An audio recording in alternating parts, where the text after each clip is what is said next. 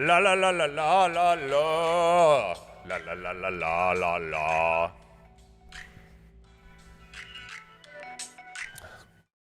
We're going old school for the people down south. For Hey, people- man, what's up, dog? What up, guys? Fucking in the waiting room for an hour and a half. I've been in a virtual waiting room for an hour and a half, and I finally gave up on my doctor, who's paid more to be doing nothing than I am to be sitting in the waiting room. Shout out to the best. Shout out to the best of us. Stanford Health. Shout out to the best of us, man. How you even gonna front on a player like that? No, dude. I had like dude. I got a few things, but I don't know how to hit them all up because we're like short on time for the day. But there's a couple things. One, the homie Christian Griffith. Remember, you kind of met him. He's a Chico dude. Chico. He's opening up a restaurant. He's like doing it, and he's like been working on it for a really long time. But he's gonna use our coffee exclusively. So he's using Carmen Solarte. He's opening a breakfast spot. He worked at Sierra Nevada for a real long time, like 15 years.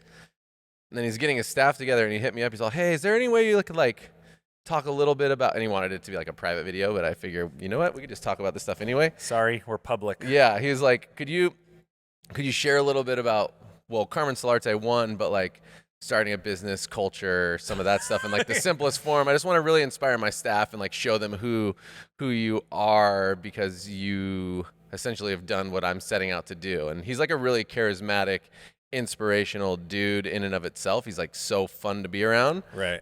But it would mean a lot to me, and it just has to be done like at like a short notice. And I'm like, man, I don't know what I could do at all. But then this morning I was sitting here and I was like, well, we could just kind of talk a little bit about some of those things and some of the overarching concepts around like starting something and the bravery and the camaraderie and what it takes as the like starting unit to like get something going, you know, like it's such a weird place to be where you could kind of like, there's just little tidbits, right? Like a little bit about coffee, a little bit about hospitality, a little bit about starting a business.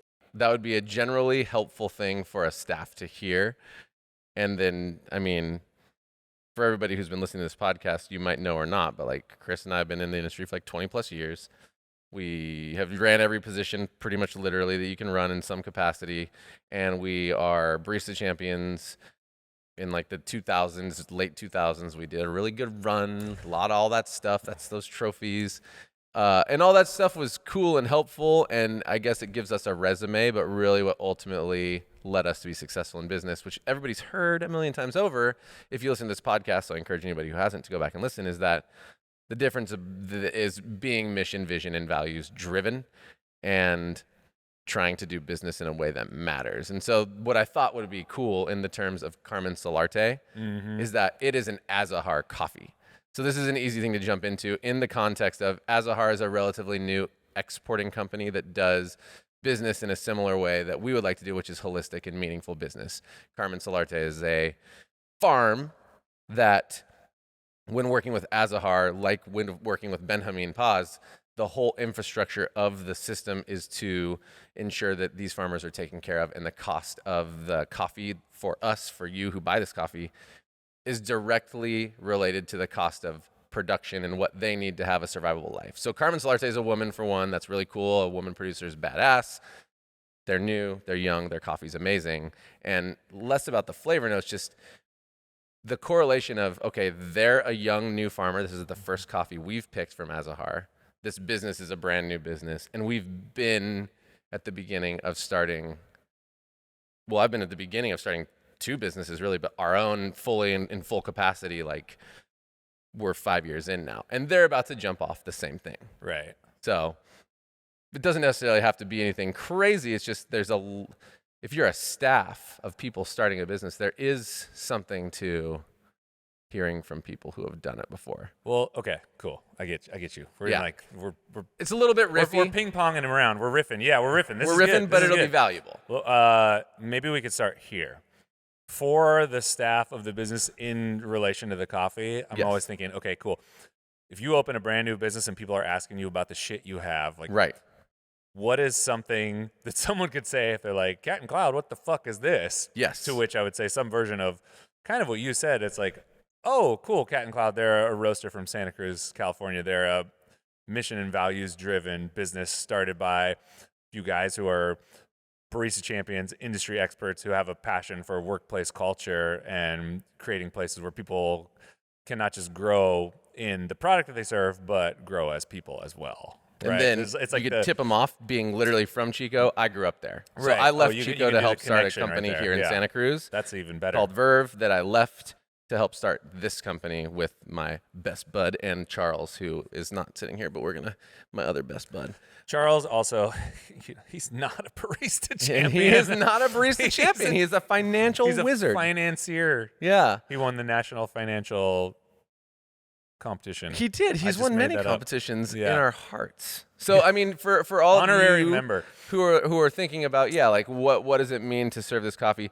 That's one part of it. And then the way we roast and serve coffee really accentuates sweetness, cleanliness, and clarity in it, which in turn, whether you taste that or not or fully understand that, there's a lot of intricacies in the craft of coffee, and we've spent the better part of 20 plus years dissecting that through the barista side, then the roaster side, and being able to see all those levels. And now entering into green coffee buying, you're able to really look at the package as a whole and understand all of the little pieces and put them together so that you can create an intentional experience. And so what you're tasting in that cup is, aside from the intrinsic flavors that the coffee comes in green, like it is directly manipulated, roasted to taste exactly how you get it. And so there's a lot of intention that goes behind that through our roasting team. And that just leads me to think about like, you're a new team. You're a new team starting a business. And I wanted to think back on that. There is an incredible amount of excitement, enthusiasm, a lot of care, and a lot of like deep connective relationship stuff that is like impossible to avoid when starting a business. It's also really, really tough because you will be in such close quarters, so bought into doing this thing together that it's very easy to miss that you are doing a job and a duty. And that I think is something that is really valuable that we should just get into a little bit, right? Like nothing could be worse than being friends more so than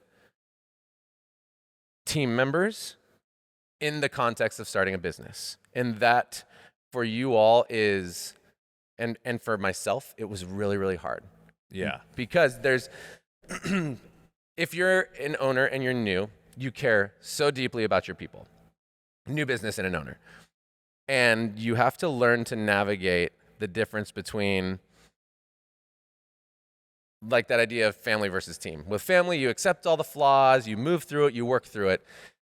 A team can't afford to just ignore all the flaws, ignore all the imperfections. You have to work together to do your very best. And the business physically depends on it. Your job, whether it's important to you or not, depends on it because the owner of the business has to pay the bills, has to progress the business so that they can progress you and themselves. And that's something that is taken for granted a lot of the time. And oftentimes business owners take advantage of their team members / employees because of that too. Here we go. And that's where Christian is not going to do that. I know that for a fact. Christian, you're fucked, bro. But this is probably one of the hardest things to overcome is that core group of starting the business is going to be so personally involved that you have to learn to toe the line and be professional in the context of that. And I think a lot of that depends on your personality. Right. Like you're much more prone to go down that road than I am. And like you were really good at it. You could see that even in day-to-day life, right? It's like you give hugs and I shake hands. Yeah. It's like I don't want to fucking touch you. I don't want to be close to you. I bond with people really well through shared experience. And like if we work hard together, that brings me closer to you. I don't need to have the other stuff. It's not as important to me. Yeah. Like I'll hug my close friends and that's about it. Yeah, for sure. And then it's on the leader to set the tone. Yeah. And then it is really challenging because when you have something that you're really excited about, what do you want to do? You want to share it with other people, right? You want to bring people into your excitement. You're excited for what it is. You're excited for what it could be. And if you are a business owner, which means you're someone who takes action on your ideas, it's sometimes hard to bottle that up. In fact, everything good happens because you don't bottle it up, right? Right. You're telling people about it. You're bringing Yes. these experiences to people. So then you run into that fuzzy line, which is like, cool, how can I motivate you, inspire you, and excite you to go on this journey? And one of the ways that you can do that is by befriending somebody. Yeah. But like in a professional setting, that doesn't always work. I mean, it never works out in the end game. Sure, you can feel really close to someone for a time, but then you end up with this really dysfunctional relationship that is not fair to either party. Yeah. Like it's not fair to you as the owner, because when it comes time for you to cash in that chip and say like, okay, we're best buds, but we also have this thing to do. Right. We have this job to do, and I need to hold you accountable. And they're like, What fuck? Dude? Like, Yeah. we're like bros, bro. Yeah. You're like my bro. It's all good. Like, I'll just get to it next week. Like, you wouldn't fucking call in this, like Totally. that's the family versus team dynamic, right? Right. Where a family, we accept people no matter what. Like, Right. we love them unconditionally. Yeah. That becomes We have a much more challenge. tolerant. And then with a team, it's like teams hold each other accountable. And I think this is where sports analogies work really well. Right. If you're watching any kind of professional sports, when someone on the team fucks up, somebody else is letting them know. Right. More than one person is letting them know. There's a coach that's letting them know. The other players are like, dude, what are you doing? Right. Like, and it's not out of hate. It's not out of spite. It's It all out shouldn't of be. love. Yeah. Because everybody on the team wants the same thing. Right. We're here to win. We're here to perform. And that's where you have to be really careful as that business owner to set up that contract in a way, because it is a social contract where it's is. like, okay, cool. Being very clear about this is what we're working for. This is how we're going to get there. This is why we're doing it all, and packaging that in a way where it's still inspiring, Yes. but there's this buffer zone of professionalism. There's accountability and direction within it, accountability right? and direction is it's a great way to put it. And yeah, to tame that down is, you just have to be really intentional about it. Right. So there's a couple things that are going to be true about starting a business, and I'll use what I think I know about Christian in this business, right? Being a restaurant, breakfast brunch restaurant, which I'm really excited to go to when I go visit Chico. So shout out to it's called Deja Vu, I believe. Deja vu? Yeah. And Who? And here's the thing. You as a business owner, and you Christian, right?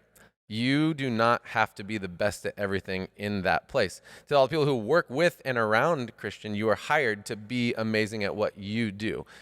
The thing that business owners need to be is exactly that: the coach, the play calling quarterback, not the physical quarterback all the time, the person who understands this is our vision, this is our quality, this is our value system, this is what it feels like, looks like, and is like to be here. And then all of the people who come alongside that get to own and should theoretically be very excited in playing their part to make this overarching thing, a restaurant or a business, work. And I think that's something that's extremely important for people moving into leadership, and or people maybe currently who are business owners who feel this the self-conscious vibe that I've for sure gone through, where you have to be the best in your business at everything or nobody believes the business is worth following. That's not true. Missions and values and direction are what matters, and the clarity around what it needs to be and the problem solving to get there are the things that are the most important for your leaders to be able to lead, along with obviously interpersonal communication skills and feedback and accountability and some of those soft skills that we like to teach at our company. Yeah. But things that I want to put on the table for anybody starting a business, anybody running a business, is that the job of the owner is to ensure, or the leaders in general, is to ensure that you're all moving in the right direction and that people are able to be better. That doesn't mean, for instance, that I should be the best chef in our company just because we have a kitchen. At the same time, that shouldn't negate the involvement, the belief, the engagement of our chef because I'm not a better chef than they are. Like, it's something that I think is easily in the human mind overlooked, right? Well, you have a circular toxic death loop. You could have one, right? Which is I was treated poorly as an employee. I also had a boss who never showed up. Therefore, I talked a lot of shit about the boss. I'm working really hard. What the fuck is the boss doing? And, there's two different kinds of bosses in that category. There's the boss who, well, there's probably three. There's the boss who really doesn't give a shit, is completely checked out, and has no influence, is not even setting the tone for the company, just complete, who knows? He's in the wind. Where the fuck is he? I almost call those, in my mind, like the restaurant investor who's like, here's all the money, you guys do the restaurant, but I'm in charge. Then there's the boss who cares but is not sure what they need to do to set the tone. So they're maybe the new boss. They're floundering. They're not really good at connecting the dots. And then there's the other boss who's, there. He's activated. Maybe sometimes he's a little overly involved. But if you go back to these quote-unquote bad bosses, right? I had a bad boss. He was never there. So now I'm going to be the boss. So I'm always going to be there. Yeah. I'm going to be doing everything. And everything I do, it's going to be the best. Hold me accountable. Every job at my company, people are going to look up to me and say, you know what? Chris does that real good. He's it all. Real nice with that shit. I'm gonna bring it like Chris does. It's completely not feasible. Nor should it be. I mean, if you have an organization that's complex, you should understand how all the pieces work. Right. You're not going to run a coffee shop, have no idea how espresso works. It's just not going to happen. Sure. Baseline stuff has to happen. Yeah, baseline stuff. You need to have some working knowledge of the industry that you're going into, or it's going to be really rough. Or you better know someone who does really, really well. They better be on your leadership team. Get your back. Yes. Team too. But that toxic mindset where that almost guilt forms from, it's kind of neat to, as an employee, be able to detach and look at okay, what am I actually upset at my boss for? What am I mad about really? And that disconnecting yourself enough and trying to see things from the other person's point of view and saying okay, my boss isn't here every day. My boss maybe is not even the best barista or the best chef or the best whatever. That could be because he doesn't give a fuck about anything, or that could be because he's doing these other things that allow this thing that we have to thrive. Which, get ready, if you're starting a restaurant and you're a single business owner, will have to happen. Yeah, because for every input and output that you see, there's a system that supports that input and output. Right. And most people think about those systems in the base level, oh, cool, my boss does payroll, he pays rent, he fixes shit that goes wrong, which those in themselves are not super easy for the new business owner. Simple to say, a lot of fucking time. And then driving to the bank, being on the phone just for that. Yeah, and then there's all the other intangibles that come along with setting up the culture of the business that doesn't necessarily have to do with being on the floor. It's all these moving parts.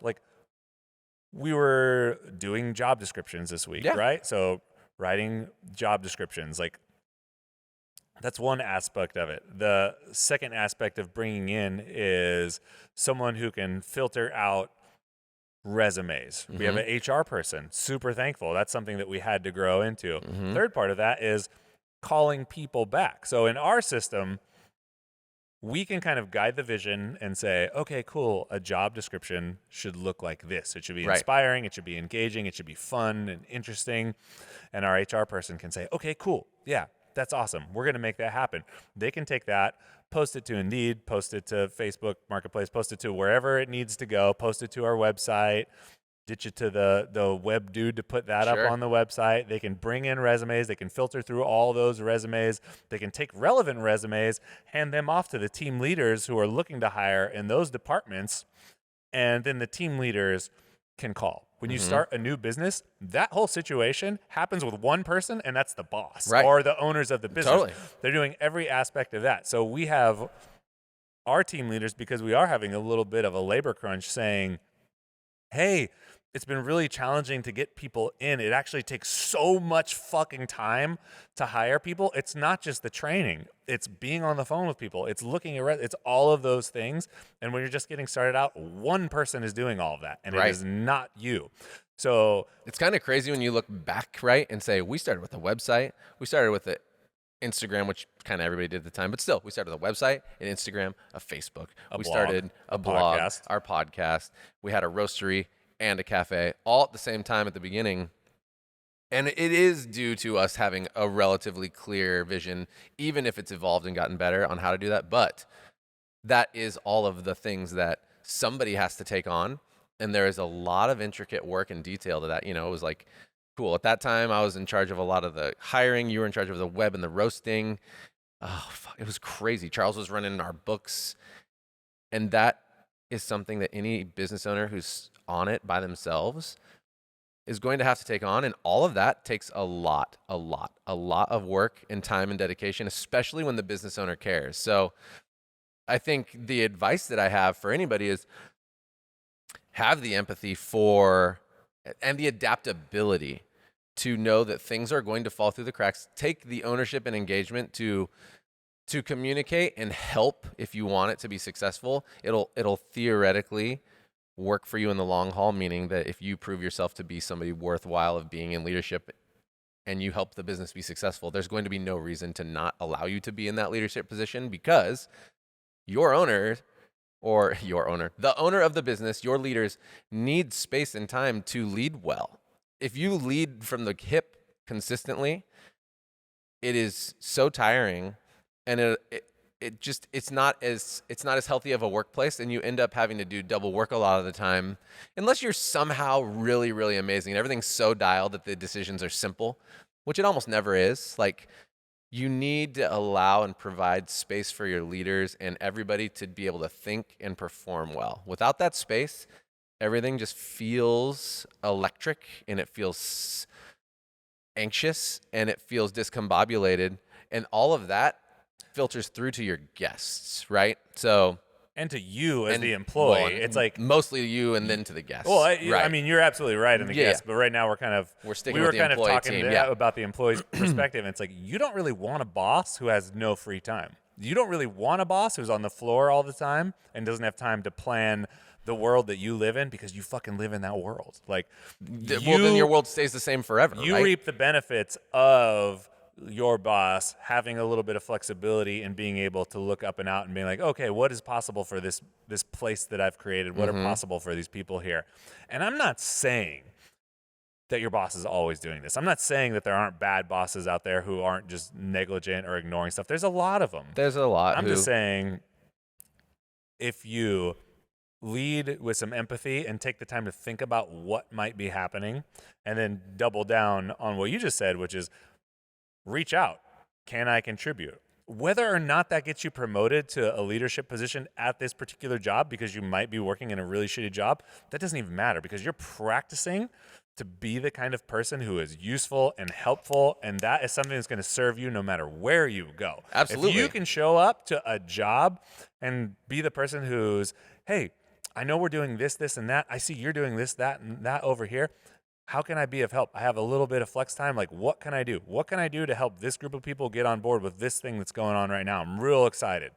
Here's my idea, but I want to know what you think too. And come with a little bit of a contribution, come with an open mind. Dude, at some point, that is going to work out for you.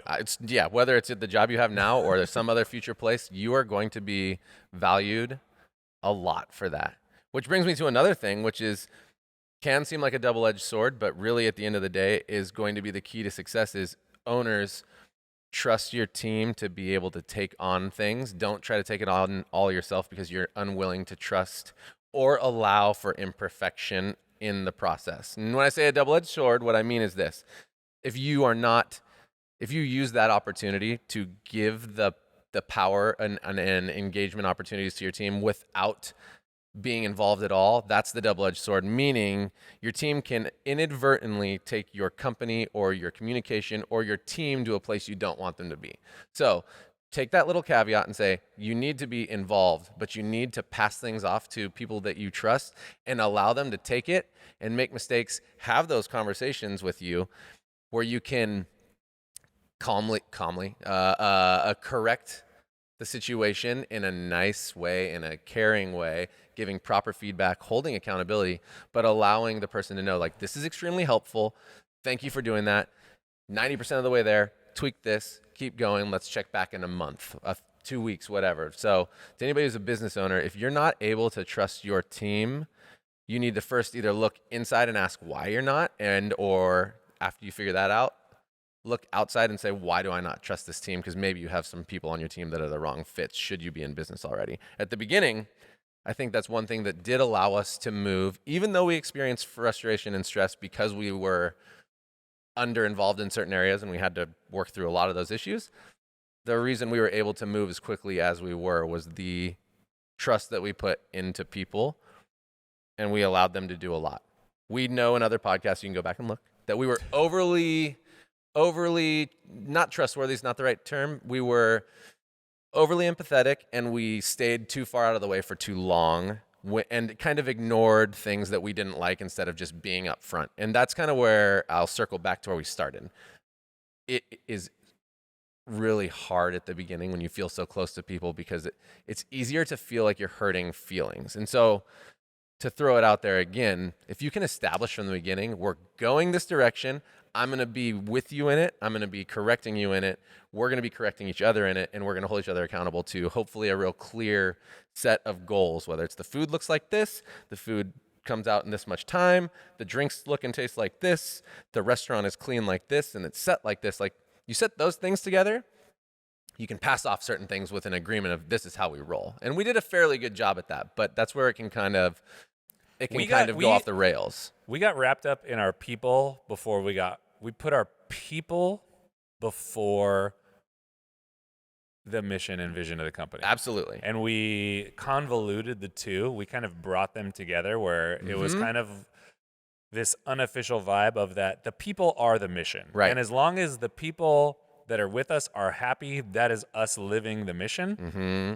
And that really hamstrung us. And we didn't know what to do. We were young. learning because we had some of that same empathy. And it started off with a good intention, which is, okay, we're going to be the bosses that we never had. Sure. We're going to be the bosses that we wish we had. Yeah. And we're going to be the you got it bosses. The shitty part is that we didn't know how to do that, right? Like we have an idea of what does it feel like to be a good boss? But since we've never been in that position, it's kind of like this guess and check, and we let our emotions of like the negative emotions that we had associated with work prior drove a little bit too hard. So it's kind of like this, can't let anybody down, got to keep everyone happy. Yeah. And we ended up with the positive vibes era of Cat and Cloud, which didn't pan out. So like while we had good intentions, we just couldn't connect all the dots. And we had misplaced markers of success. Absolutely. And as I talk about this, I feel like I'm struggling because I almost feel like we talk about the same fucking thing every time. It's just repackaged, and maybe that's true, and maybe that's okay. I think parts of it we do talk about, but the way that maybe I just think about it all the time. We for sure think about it all the time because knowing you, what we tend to do is we look at our past mistakes and we look at how they worked and how they manifested in the details, and then we make sure that as best we can we don't repeat those mistakes. So I found myself driving to work this morning and seeing somebody that I used to work for us and being like, man, if I picked them up right now, what would that be like to talk about some of this old stuff in like a no way, like clearing it was so weird. But you know what I'm saying? Like you replay scenarios and you're like, oh man, how would that work? And anyway, so if you take a basic marker that everyone would generally agree is a good thing and flip it into something that can be really poisonous. So let's say attrition, turnover. Sure. Generally accepted that low turnover is a good thing. Or low turnover equals good job. But when you sacrifice other things to maintain this arbitrary metric of success, turnover, things can get really, really nasty because then you start to pivot away from what the actual mission is, inspire connection by creating memorable experiences. And these markers of success become your default mission to where it's like, we will do anything to have low turnover, to keep you around, because we have said from the beginning that we are champions for the long haul job. We're champions for the people, and not just for you, but part of our identity is wrapped up in having low turnover. So we can go to these things and say, yeah, we've been around for 3 years and we've only had X amount of turnover. So that means we're doing a fucking kick-ass job. And which we bought into at the beginning. That was one of the things, that was one of those false markers that we Mm-hmm. had in the beginning, and our relationship around that has changed a lot. And that's one of the keys. So sure, maybe having a certain amount of turnover is a good thing. Not all turnover is created equal. So you can't really use statements like, we have low turnover and that means we're a successful business. Like, a successful business is a business that consistently executes on its mission, using its values, and leaves the people involved like more equipped than they were before, better able to handle more tasks that are thrown at them, whether it's in your organization or someone else's. Absolutely. It's not a successful business is not one in where people are just happy all the time and no one ever quits and leaves. If no one ever leaves, your business you might will never not be grow. progressing enough. Your business will never grow. And that was a really missing. cool, like, I feel like that was a really healthy thing to accept for me. I'll speak for myself. Like, and at the same time, that was also the challenge, because going from that phase of we're a startup to now I'd call us toddlers, because we're about to be 5 years old. We're toddling. But that startup phase and transitioning from that to toddler phase is honestly, if you don't prepare yourself, so shout out, prepare yourself, pretty painful, because you feel so close and so emotionally involved.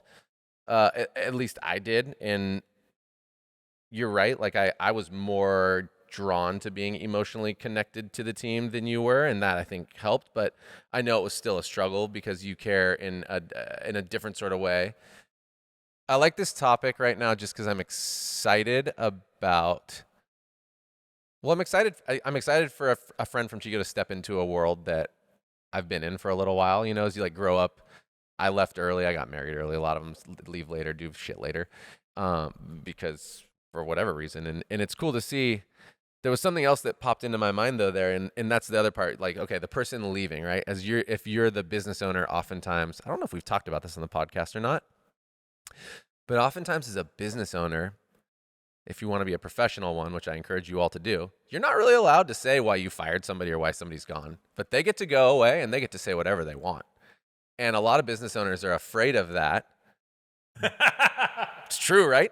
It's like, I was thinking about you because you were so afraid of that, or you used to be at so the beginning. afraid of that. I remember, we were having a conversation and we were talking about letting people go, and you're like, it's okay as long as we can do it in a way to make sure that they can't say anything bad about us. Right, and it's like, I was like, I don't know if that's gonna happen. No matter what, they can say whatever they can do want. whatever the fuck they want. And yeah, but this is where some of that trauma can come into play, and why I wanted to talk about this is professional businesses don't talk about it, right? Somebody got let go. Really, the best professional businesses don't say anything. Like, you can have a private conversation with your team leader, and it can be whatever it is, but it's the business owners, the business doesn't have a stance. Like, the person just doesn't work here anymore. There's not supposed to be a huge email, not supposed to be a huge, hey, heads up, so-and-so got fired the other day, or so-and-so moved on to another thing. Like, that's going to happen anyway. The person's going to leave. They're going to tell all the people that they worked with how it happened, when it happened, and that is, I think, something that can be a challenge for owners, is what are they going to say? What's the whole world going to think of me when they leave? And I think that's where you as a business owner, we as business owners, have the opportunity to get really clear with our leadership teams of, this is why we do this is how we do this is what we do, and this is the level that we do it at. And so when somebody leaves, and this takes work, everybody can just assume that it has to do with not meeting the criteria, or they don't want to be here anymore. And that is absolutely one of the healthiest, most important things that anybody can do, I think, for any business, is make it clear as to what keeps you here and what doesn't by the standards of the business. And then a human being gets to be whoever they want. We don't own them, which is something you and I have always agreed upon, is it's like, yeah, if somebody stays with us or doesn't, we don't get to really think a different way about them. Like, they get to make their own decisions in the same way that when we decided to leave or stay, like, we wanted it to be super meaningful because we cared a lot. And then at the end of the day, we had to accept, like, yeah, we made the decision to leave, and that's that. Like, they didn't own us, we didn't own them, and this is how we do. And so, I don't know if I'm tangenting too much there, but it's just something to think about. Yeah, I think a lot of what you're talking about has to do with, well, fuck. Okay. Trust is a huge trust is so important in the employee-employer relationship.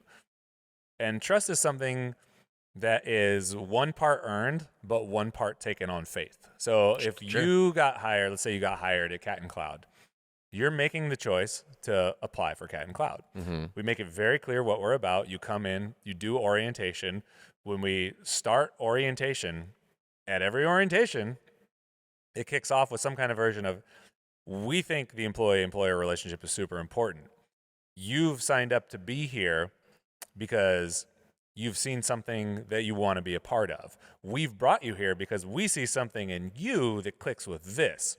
This is to set the stage because we feel like it's really important to know what you're working towards, who you're working for, and how it's going to work. Mm-hmm. So it's not a mystery. Like the culture, our culture is not a mystery. We set the stage with that. So that is the one part of trust that is that you're kind of voting on without knowing. You're like, okay, cool. These people are talking about this. They're saying these things. I believe them. I just generally believe them. I'll take that on. The whole orientation with like a full circle back into, hey, this is how much time we put into it. So we ask you to trust us when things happen. So that's the first part of trust. Yeah. And people have to, enter into that that zone willingly. Mm-hmm. Second part of trust is earned. Mm-hmm. And you can earn that over time. And the way we earn it as employers is by basically doing what we say. We set Simple the bar pretty high. We set it really high. We're clear about what the standard is. Yeah. And it's always awesome when we have employees come back. It's like, I was really excited at orientation.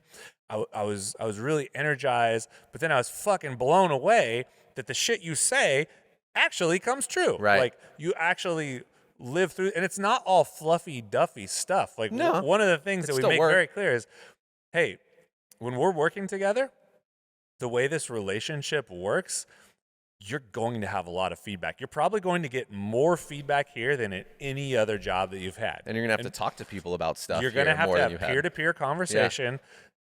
Yeah. And we get that that's not super common. We get that it can be a little bit challenging. So we're going to walk through it with you, but expect it. Not all feedback is good or bad. It's not positive or negative. The goal of feedback is to help push our mission forward and to help you grow as a professional. So sometimes that feedback's going to be really nice and fun and you're going to enjoy it. Sometimes it's going to be a little bit challenging because it's going to point out some shortcomings. It's going to be some stuff that you got to work on. Mm-hmm. But expect it. It is coming. It is coming. There's no way you're not going to get any. Winter is coming. Winter is coming. That's a good way to finish it. So anyways, Christian team over there, Deja Vu, and everybody else who's starting businesses, who's trying to do good work, I hope that was helpful in some capacity. I know you got a lot to think about now, but I hope you enjoy that Carmen Solarte. Wink, wink, wink, wink, wink. Thanks for the time.